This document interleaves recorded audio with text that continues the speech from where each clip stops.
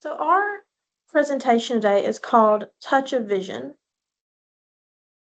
Our charity overview. We chose the All Children See program by the Children's Eye Foundation of AAPOS. What this charity does is it helps underprivileged children get access to eye exams and care. Why we chose this charity. We all have someone visually impaired in our lives. Early detection of vision problems can help prevent permanent vision damage. Vision is important for these children learning, and this charity wants to grow their impact. Our decision-making process. How much we want to earn. We want to earn $300 in total, which would be $100 per group member. How we will do it. We will sell a product at an event, specifically at the Montevallo Arts Fest. But how exactly? Problem is, we know there will be a lot of competition there, and we need to have some form of creative advantage. Some of our unknowns is we don't know who will be in attendance at this festival, and we don't know what type of competition we'll have. Our options. We could either sell textured art, which directly aligns with the vision impact of this charity. We could sell interactive children's art and have children come to our booth and create pieces of art for their parents, or we could raffle off one big piece of art. Gather information. Mostly locals, family-friendly, and small vendors will be at this festival. Some of our costs versus benefits. Selling textured art allows us to spread impact to the more people. It's unique, but it does have high labor costs. Selling interactive art, well, parents will want to keep their children occupied at this event, but there will also be other free events for the children. And raffling the art. This has the least effort, but it does have more legal risks with it.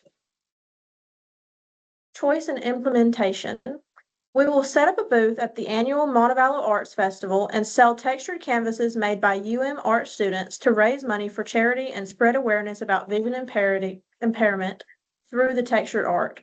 Why is this our best option? Because it's unique and it directly ties back to the vision aspect of the charity. So after making our decision, we need to outline all of our quantitative costs associated with that decision. So our costs were divided into two different types. First, we have our product costs, which is everything associated with actual manufacturing of the art. Product costs are divided into three categories: direct materials, direct labor, and manufacturing overhead. The direct materials are the materials used in production that can be directly traced back to the product. For direct materials, we have our primed 8x10 canvases, which have a variable cost of $2 a unit. We have our modeling paste, which have variable cost of $2.50 a unit, and then our paint, which would be about 75 cents a unit. These cost estimations for our raw materials should be pretty accurate. I determine them by looking at the price on Amazon, and then I use ChatGPT as a tool to estimate exactly how much paint and modeling paste we would need to make one of our textured canvases based on an 8x10 frame size. Next, we have our direct labor cost, which is the cost of labor directly traceable to the manufacturing of the product. We set an agreement with some local art students, and we are going to pay them a flat unit variable cost of $5 for each unit they produce. Next, we have our manufacturing overhead. These are the manufacturing costs not directly traced back to the product. For example, we will be applying a very small layer of Mod Podge on top of each canvas, which is not practical for us to individually trace back to each product, but we estimated a unit variable cost of 25 cents a unit. We also have some fixed manufacturing overhead, which includes a paintbrush set of $10 we're going to supply the students so they don't have to mess their own paintbrushes up, a $7 palette knife set, and $15 worth of reusable textured art stencils. We also have some other operating expenses that are not related to product manufacturing. These are our period costs. For example, we're going to pay a fixed $25 application fee to the Arts Festival, a fixed $50 booth fee to the Arts Festival, and then we also have a $15 budget for poster materials so we can advertise at the festival. So our cost driver for all our variable costs is going to be the factor that proportionally drives up our variable costs. For every unit of art we produce, our variable costs will proportionally increase. So units of art produced is our cost driver for this project. Next, we had to decide pricing and our marketing strategy. Our sales price per unit is $25. Why? We're thinking about the qualitative considerations of our pricing. Competitive pricing is fair compared to other vendors, and also goodwill. The markup is justified through charity and supporting local artists. Next is our marketing strategy. We have a heavy reliance on personal selling, including social media and some physical advertisements. The qualitative factors of that is personal connection that allows us to demonstrate the importance of all children see. Emphasize in our community, since this is a local community art festival, we will emphasize the importance of supporting local artists like students who made our paintings. Gain excitement. Social media will allow locals to hear about us before even attending the program. Awareness. Some on-site advertisement to increase awareness for our charity. So the next thing we did was calculated our contribution margin. The contribution margin is what is left from our revenue after paying our variable costs to cover our fixed costs and then hopefully go on to generate profit.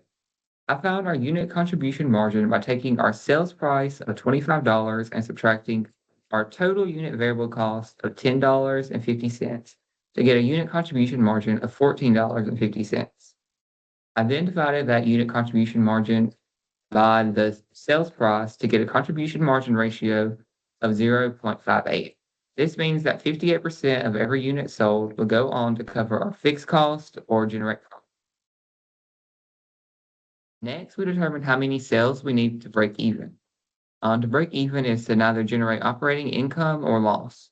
I calculated sales units to break even by dividing our fixed costs by our unit contribution margin to determine that we needed to sell 8.41 units to break even, which we aren't going to sell 8.41 pieces of art.